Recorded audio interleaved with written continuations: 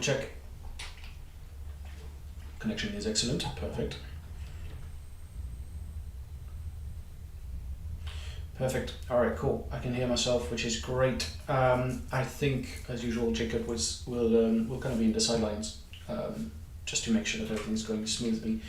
But in the meantime, I will just crack on with this episode. So what I'll do is I'll open YouTube on my phone so I can see if any of you are asking questions, which I usually do. And here we go. All right, cool. So what I want to do with this series is I want to basically start a new bot. So if you were part of the previous series, we did one series about creating a customer service / event chatbot, which worked really well. I'm not going to go through it because I have extensive amount of videos out there. If you want to go back, I think it was 7 or 8 sessions around, like I said, creating a customer service chatbot. So this kind of bot was helping people landing on a website, asking about purchasing tickets and kind of the type of stuff they could do in the arena where they were going to go and see the event. I think it worked quite well. It was a pretty basic bot. It was just a website-based bot. It was just a few conversations, and it was maybe 10 FAQs, something like that. So very, very basic type of stuff. The second bot we built, I just received a message, presumably from Jacob. So just going to double check that everything's going smoothly. Yeah, I'm good. All right.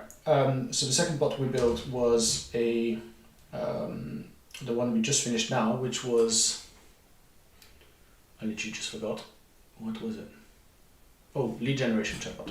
So the lead generation chatbot obviously was a pretend marketing agency that was looking to put a website, a bot on their website and on social media. I think we did Telegram, and we did also a full page bot, which is quite cool. We did 3 different channels.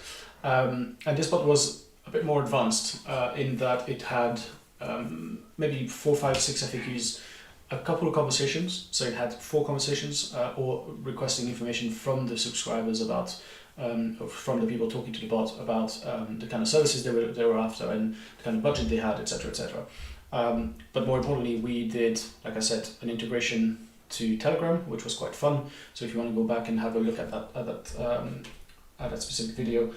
And then we did one about one integration to an external CRM. So that was also something that was actually quite cool. We never done that before. So we collected the leads within the bot, but we also sent all of that information across to CRM. So if you are interested in how to use the integrations part of the platform, I strongly suggest that you go through that because that was really, really helpful. Okay, so what are we doing for this one? What I'm going to do is I'm going to build a restaurant chatbot. I work in predominantly I work in the partnership department at ubisend, which means that I talk to a lot of businesses like marketing agencies and consultants and freelancers, etc., who are looking to find a platform that will help them create bots for their customers.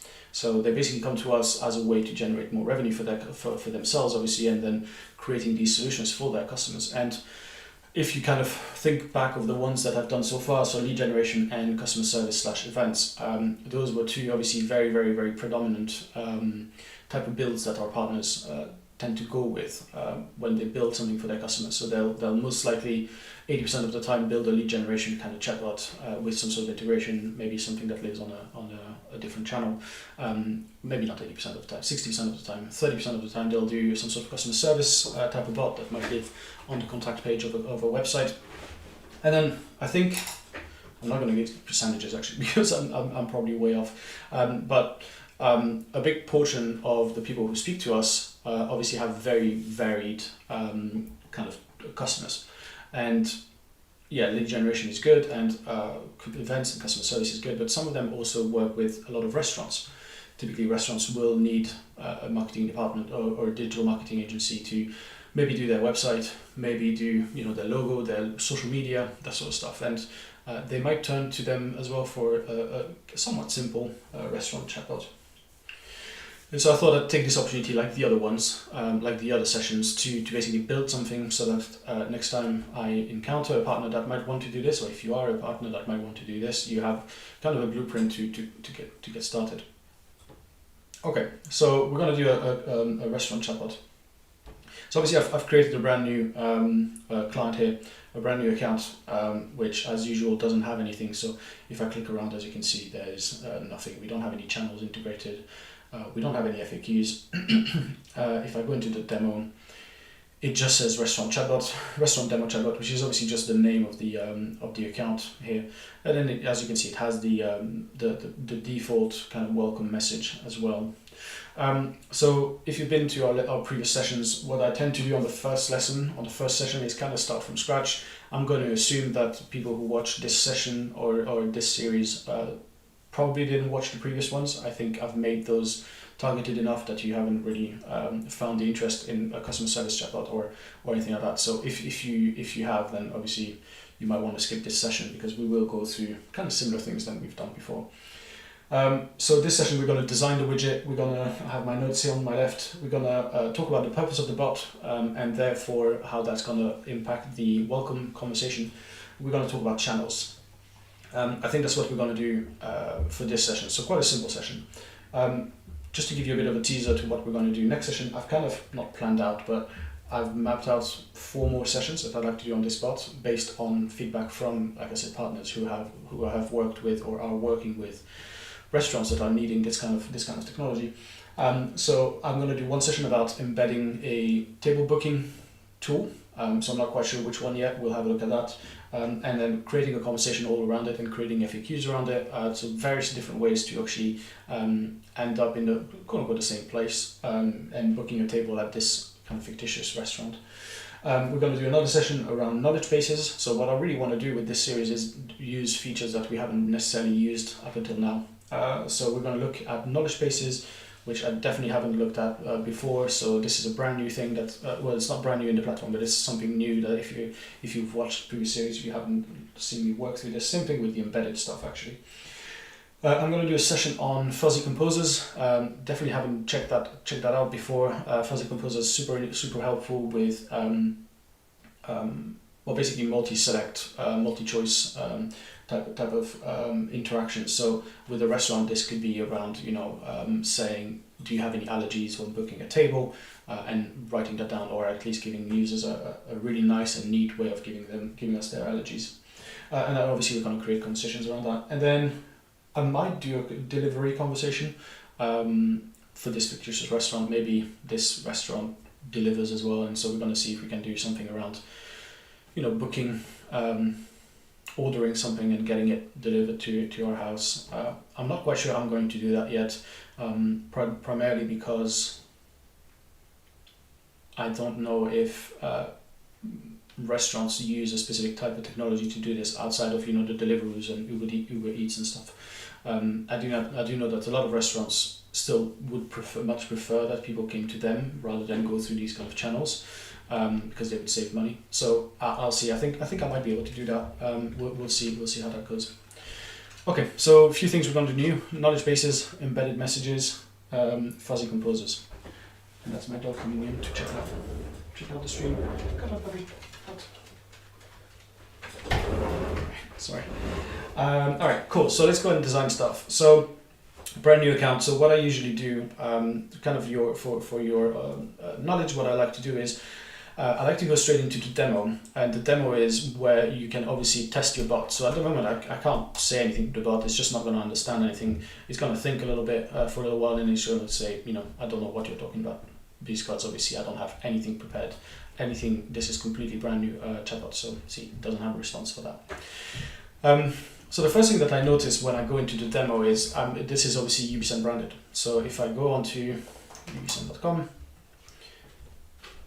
you'll see that we have that nice purple. That's kind of our brand, right? So if we scroll through, you can see that this is our brand, and this looks exactly like our brand. Obviously, it does have powered by ubisend, which is completely fine. But what I want to do is I want to change the look and feel of the bot in the demo area, so that we can kind of make it very, very clear that this is not a ubisend chatbot. This is a chatbot powered by ubisend, but that is built for another kind of business. So this kind of takes me to going into the channels, so engage and channels if you're following along. So within the channels, we have a whole bunch of channels that you can actually connect your chatbot to within the ubisend platform. This is really, really cool because it allows you to obviously not only have the typical chatbot that kind of lives on your website and sits in the bottom right corner of your screen and people can engage with it and it's fine, but you can actually have it elsewhere as well. So we have Converse, which is this kind of widget in the bottom right of the screen. We have the embedded bot, which is a bot that you can put anywhere on a web page. And then we have a full page bot, which is a bot that you can obviously put on an entire screen. If you if you are interested, I recently hosted a webinar specifically on the full page bot, so you can get to that page and just grab the recording. It's obviously free to get, and I go really in depth into what the full page bot is. All right, cool. So, and then we obviously have messaging channels like Facebook Messenger, Workplace, etc. So what I want to do is I want to go into the Converse widget here, which is by clicking the options, and I want to design this a little bit so that it looks a bit different and it looks more like a restaurant chatbot and doesn't just say, restaurant demo bot. That's a bit stupid. So the first thing I'm going to do is I'm going to add a logo. I've actually added a logo already earlier because I went ahead and I designed it.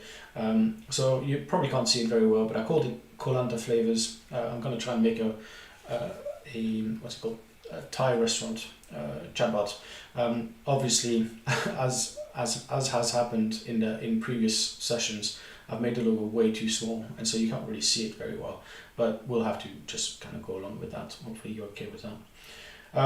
So the next thing I can do is obviously I can scroll through and I can see all of the settings here, and there's loads of settings. So I can do pretty much everything from changing the name of the bot, obviously adding a logo, to changing all of the color schemes, adding a launcher, adding call to actions, adding avatars. So all that sort of stuff we can have a look at. So let's start from the top. So I think restaurant demo bot is just a bit stupid. So I'm going to say Koh-Lanta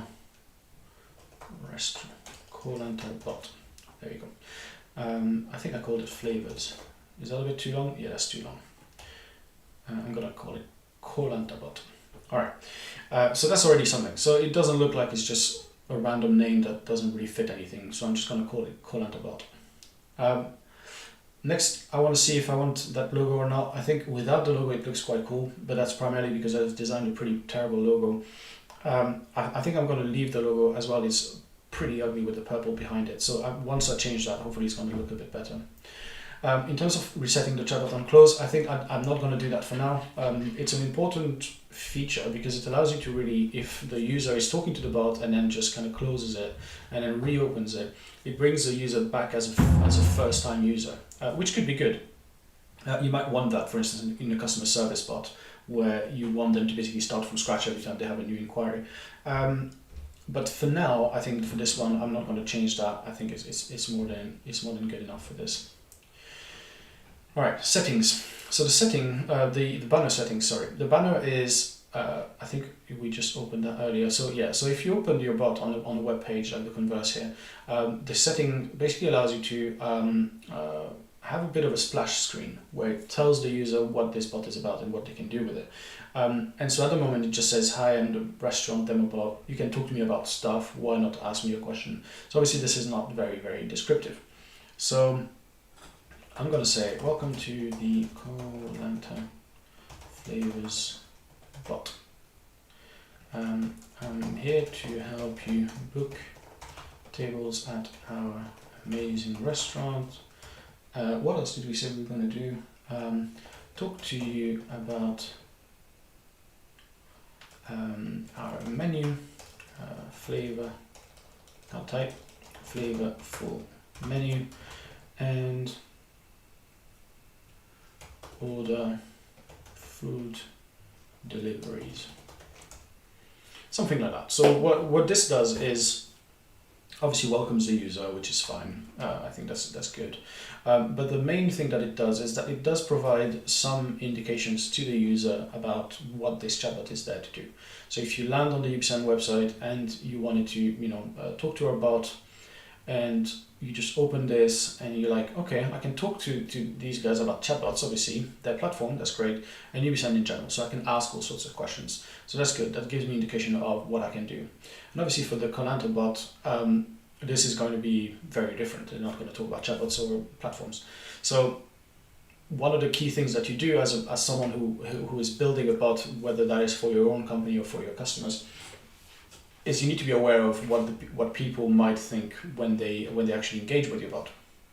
And it is quite common that companies, particularly using different kind of software than ours, will not really bother telling the user what they can or can't do with their bot. And that typically provides a very, very poor interaction, very poor experience, customer experience or user experience. So we go completely the opposite way. I think my philosophy is that you need to basically tell users what the bot can do, and obviously what it can't do is kind of implied, so you don't need to go into that too much. But if you actually give very specific kind of instructions, like book a tables or talk about the menu, like people instantly know, okay, I can book a table, that's great. I can ask about what kind of meals they have, perfect. Food deliveries, okay, I can do that, that's good. So if I didn't add that sentence here, people might think, okay, I can't actually do food deliveries. Whereas if I didn't add this sentence and my bot actually can do that, then I'm obviously missing a trick. So yeah, my recommendation is make this super descriptive. It's very, very important to let the users know, because that's just what provides the experience.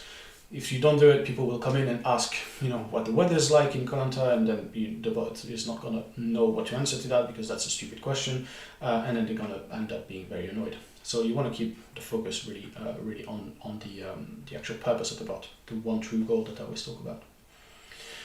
Okay, I'm going to remove this. Perfect. All right, so that's the banners. Cool. Settings of colors.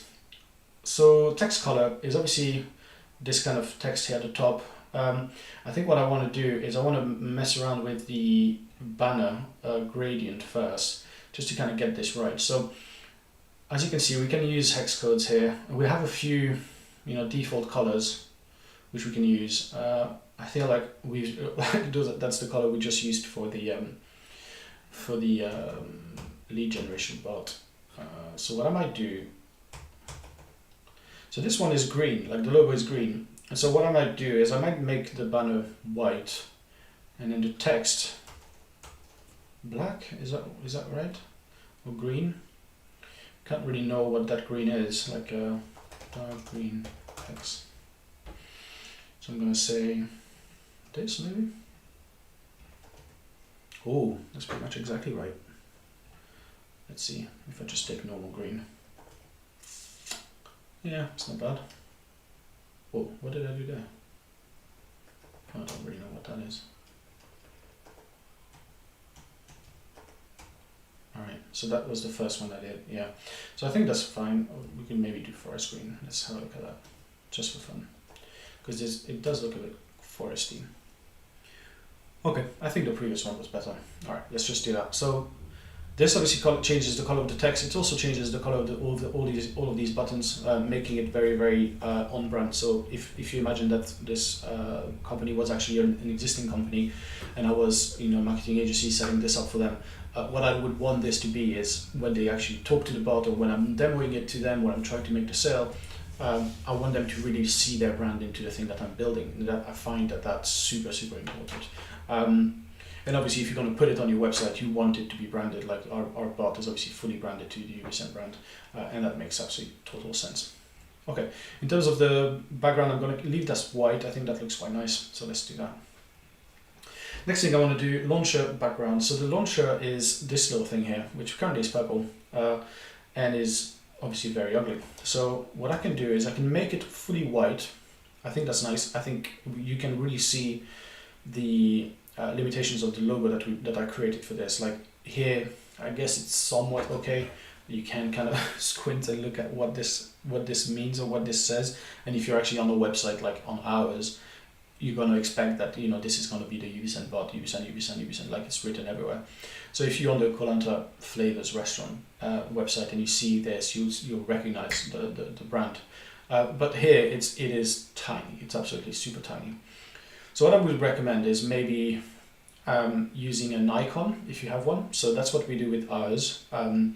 We have obviously the ubisend logo here in the top left, but if you see on my tab here, I have this little kind of blobby, infinity symbol, which we use for an icon, and that's what I use for the launcher as well. So if the brand you're working with does have a logo and an icon, it might be worth using the icon, something square, which would be quite nice. In terms of background, I've decided to go white. So maybe going white is the way to go. You could go green here. I think that would work really well. If the logo was white, I think that could work really, really well actually. So I might actually just leave it as that. So I'm gonna make this the same green as the content here at the top, as the kind of the font, because that's just gonna look nice. This logo is super ugly with that in the background, but rest assured that when we actually go into the demo, you're never gonna see the bot closed. So if this was a real bot, I would actually find a much better icon that would suit this a lot better. So probably a reversed out kind of logo or icon, and make this prettier. But for now, let's just leave it like that. I'm just gonna hit save because I know that I'm gonna click some sort of button and I'm gonna lose all my changes. So. Okay, call to action. I think up until now I haven't really done any call to actions with these kind of lessons. And I think it might be a shame. So what I want to do is I want to go through that a little bit. So call to actions basically are this kind of little thing that you can have on the side or on the top of the bot. You can see we have one here. We use one for the ubisend bot, and this basically allows you to again give some indication to the users about what the bot can do. So it's much smaller kind of real estate for you to write anything about, but it is very flexible. So what I can do is I can say, well, first of all, let's see if we can make that green. Okay, let's make that green. And then what I can do is I can use all sorts of conditionals here to create really the best call to actions based on the user experience. So what I can do is I can say,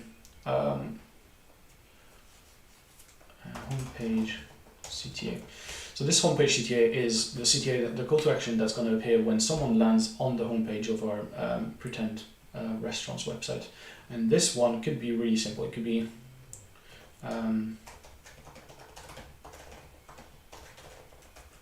book a table with us tonight. Cool. So this one will appear all the time. All right. So I can save that, and then I can add another one, which could be on contact page CTA. This one will be need to chat. I'm here to help. So this one will land only when the user is on page URL that starts with well, obviously this doesn't exist. Let me double check that this doesn't exist. So what am I saying? Lanta flavor restaurant. Okay, doesn't seem like there's something that has the exact same name, so that's good. Okay, so I'm gonna say when they're on, Lanta flavors restaurant.com/contact. Yeah, so I want to do this. I want to use this specific CTA when someone lands on our contact page. A little tip that I found really helpful is to actually use starts with as the conditional here, because what often happens is if let's see if we can find an example of this. So if I go on here and maybe go on, if I go on, can I find a link here? No, I cannot find a link. Let's see another one. See this one. God, there's so much stuff to click. See this one. And then go on our website. Here we go. No, it's not doing it. All right. Well, it doesn't matter. But what I was going to say is a lot of times when people navigate from different, let's say, search engines or from a website to another website, what tends to happen is they'll go to like /contact, and then they'll get, I don't really know the thing, but it's like ref equals previous website, Q equals blah blah blah blah. Like there's all sorts of weird parameters at the end of the URL, and that's really obviously why you want to have this kind of starts with, which is good because we obviously provide that. You don't really want to go equals, because if you do equals, then you'll miss a whole bunch of people that might be coming from different kind of places.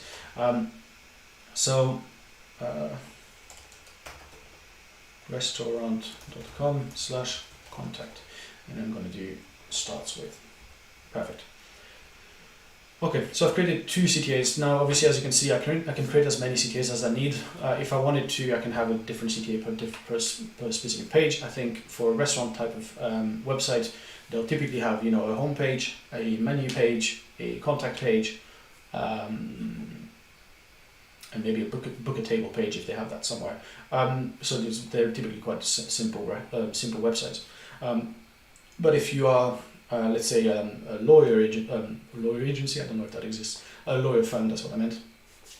You might have all sorts of services that you provide, 100, 200 pages around the different kind of claims that you can work with your clients on, etc. I don't know anything about the law, so I'm just kind of making it as I go now.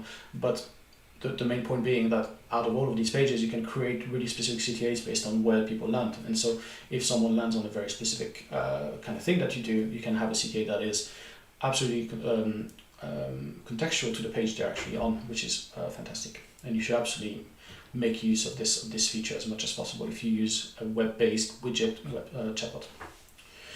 Okay, next thing. I think this one is all about the color settings, the messages.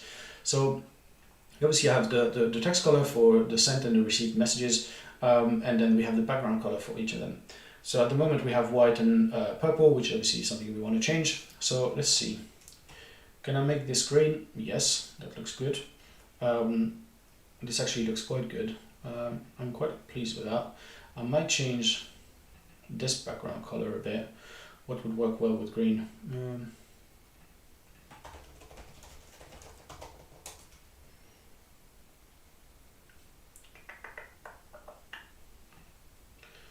So we could use something like, I think there's a really cool website for that sort of stuff. What's it called? Color Hunt? Is it?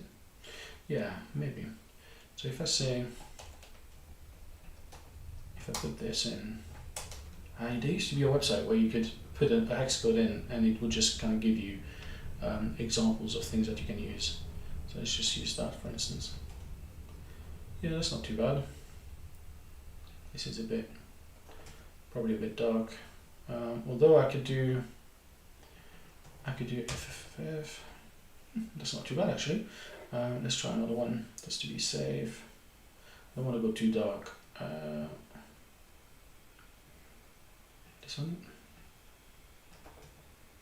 Okay, that's quite cool. Yeah, perfect. That's good. I like that. So it has the nice bold green for the brand, and then it has a nice very, very light green for the received messages. So the bold green is from the messages sent from the bot, which is, I think, in my opinion, you should have the brand color, the primary brand color on this one, because this is the messages coming from the brand to the user. And then in the other one, these are the messages that you receive from the user, and therefore you want to make it obviously on brand somewhat, but it doesn't have to be an actual brand color. So on ours, for instance, we have this, and then we can have we have gray and black for the messages sent by the users. Yeah, so that's pretty simple. Okay, let me save this again just to be safe. And then finally, last couple of bits. So we have the avatar settings. I think we've never really used an avatar so far. I think they're quite cool. You can use avatars to obviously display kind of a little robot when the robot is talking, and a little human when a human is talking. If you have a live chat takeover, for instance. What you can do is obviously you can change these avatars. So at the moment these are ubisend branded, or not really branded. They don't look like our brand, but they are ubisend designed, and so lots of people use them elsewhere. So if you want to have your own kind of designed, you can obviously just upload whatever it is that you have. I don't have one here, so I'm not going to use that. But it's worth noting that you can have it. I think I'm going to leave it because we never really had it until now, and I just kind of feel like it's a nice little welcome change. Okay, in terms of Hamburger Menu, I think I'm going to add one, just because I think it's worth it. But I think I'm going to wait until I have some conversations. So basically, when you add a Hamburger Menu, this basically allows people to click that and click a button which would take them to a very specific conversation that you already have built somewhere. And so at this stage, obviously, I don't have any conversations to send people to. So let's just leave it like this for now. Save it, and we'll see when we actually have some conversations to play with. All right, so we went through all of it. I think it's looking good. I think it's looking a lot better than the lead gen bot. If you have seen the lead gen bot, it was all yellow and kind of, I don't know, kind of made me sick after a couple of episodes. But this one looks good. It looks nice and earthy, so I think that's good. So if you go back into the demo, as you can see, the bot now is all green. It has this little icon. It's completely different than when we first kind of opened it. So we've done a good job here. We've done a good design job. Easy enough with the ubisend platform to change anything you'd like to actually make it suit whatever it is that you need. Okay, so that's kind of part one that I wanted to go through. Part two that I want to go through in the next kind of 15 minutes is this welcome message. And the first thing I want to do is I want to think a little bit about what the purpose of this bot is going to be. So I see the real purpose of this bot is to be a demo for people who might need to build a restaurant chatbot for themselves. But obviously that's kind of secondary for now. Let's just kind of imagine that this is a real bot for a real restaurant company. The purpose of this bot for a restaurant is primarily to help people book tables, I think. So that's the main goal. It's obviously kind of a lead generation / sales generation / kind of sales chatbot really, because obviously if you book a table, you get people coming in and they'll spend money with you, so that's good. The second purpose of this bot, I think, is to answer questions. In the restaurant industry, I would assume, I've never really worked in one, people ask things all the time, like, what kind of meals do you have, or I have X kind of allergies, can I still eat at your restaurant, or do you have high chairs for children, do you have any waitressing jobs available, which I presumably is also something that they get quite often. So obviously it is this kind of question answer FAQ approach, which is perfect for a chatbot, because that's what chatbots do best. They can they can do best two things. They can do FAQs really well, and they can do automated workflows really well. So obviously we're going to work through those. So I think the point of going through this at this stage is obviously you want to know what you're going to build your chatbot for, what the purpose of your bot is, this kind of one true goal that I was talking about.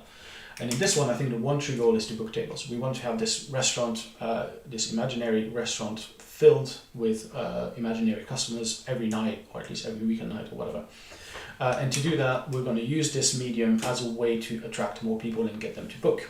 So that's kind of purpose number one. Purpose number two is to help just reduce the load on staff that might have to pick up the phone every now and then when they're in the middle of service, just to answer, yes, we do have fish, and yes, it can be done for gluten-free or whatever.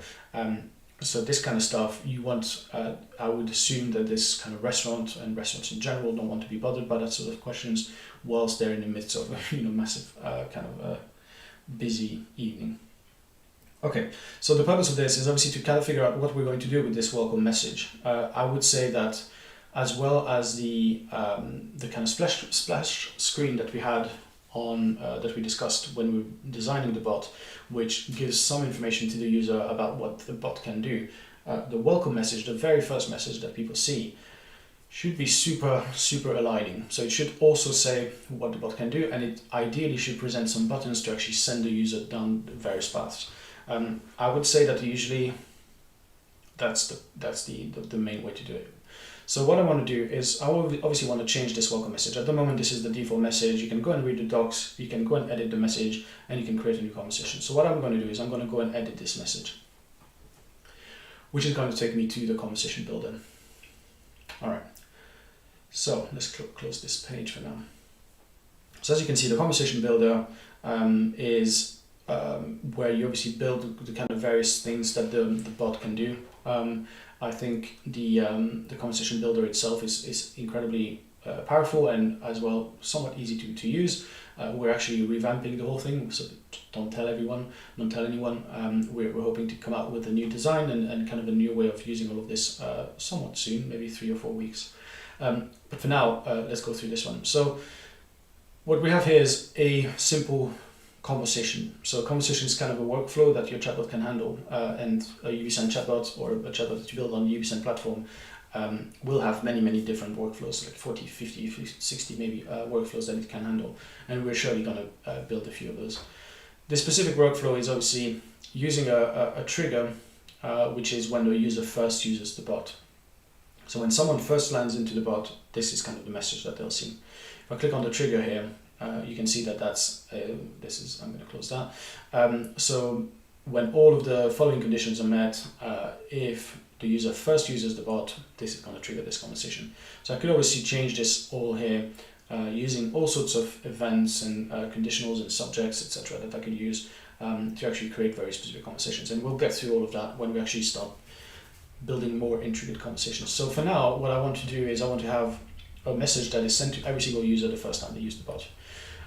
It's important to make sure that you only use this conditional once in your conversations. I've seen this many times, that typically one of the main reasons why a bot is not operating properly is because someone has built two contradicting conversations, two conversations with users first uses the bot, and so the bot doesn't really know where to send users, and all hell breaks loose.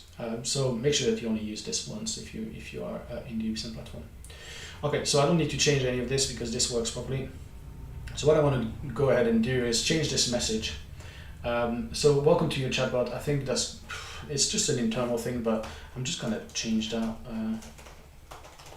Welcome to our chatbot. I think it makes more sense to make it personal. This is about us. Now, within this view, so what I'm editing is I'm editing this very specific step.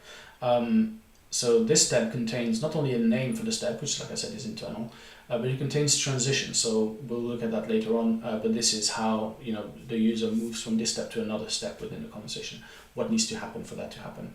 It contains validation if we wanted to get an email address or a phone number or some sort of piece of content from the user back to us, and we wanted to verify that this piece of content or this message is actually in the format that we're expecting, like a date or product ID or an order ID and things like that. We can do integrations. We're not going to talk about that so far. We can do email notifications, so we might talk about that later on when we actually do table booking. Skipping some stuff here, but more importantly, we have the actual content of the message, which obviously needs to completely be scrapped and done from scratch. So what I'm going to do is I'm going to go into a standard message and I'm just going to delete all of that. Okay, so within the platform, you can do loads of stuff in terms of message formatting. If you use the website-based chatbots like the full-page bot and the embedded bot and the widget bot, you can use all of these message types. So I think there's 12 of them. For now, what I want to do is I want to probably do an action message, which action messages are messages that have a bit of text. So you can do paragraphs and all sorts of stuff. But then more importantly, they have these buttons. So actually the message that I just deleted was an action message. So you can have up to 1, 2, 3, 3, 4, 5. You can have up to 5 buttons here. So one here, one here, one here, etc. Importantly, what we do have is we have 4 kind of different action buttons that you can add. So you can add a postback button, which is one we're going to use and we'll talk about in a minute. We can add URL buttons, which is obviously just a link to a web page. We can add files button, which allows me to send a file. So we're going to use that for sure later on when we're actually going to create something around sending our subscribers a link to a PDF of our menu, which tends to be what most restaurants seem to do. So they seem to have a PDF of their menu that you can actually access online. And so here we're going to do that as well. And then you can add a mail to button, which basically obviously just if you click it, it opens your mail client and pre-fills the email with the email address that you've put in here. Okay, so what I want to do is I want to use postback buttons, and I probably want to use two. The first one is going to be, well, like I said, there's two goals for this bot. The first is to book tables. The second is to answer questions to obviously save time.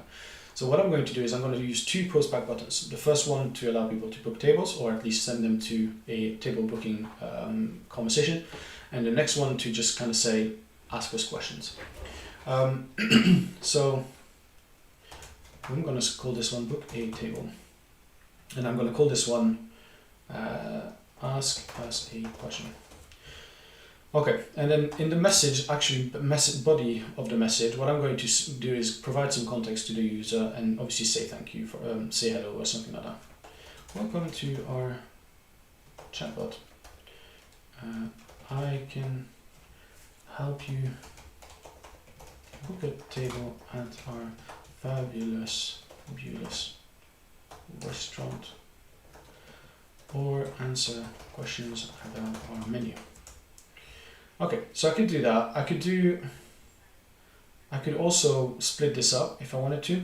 So if I wanted to kind of, have this in two different messages, what I could do is I could just say, take this away, go back here, do that, make it an action message. It's already an action message, so that's good.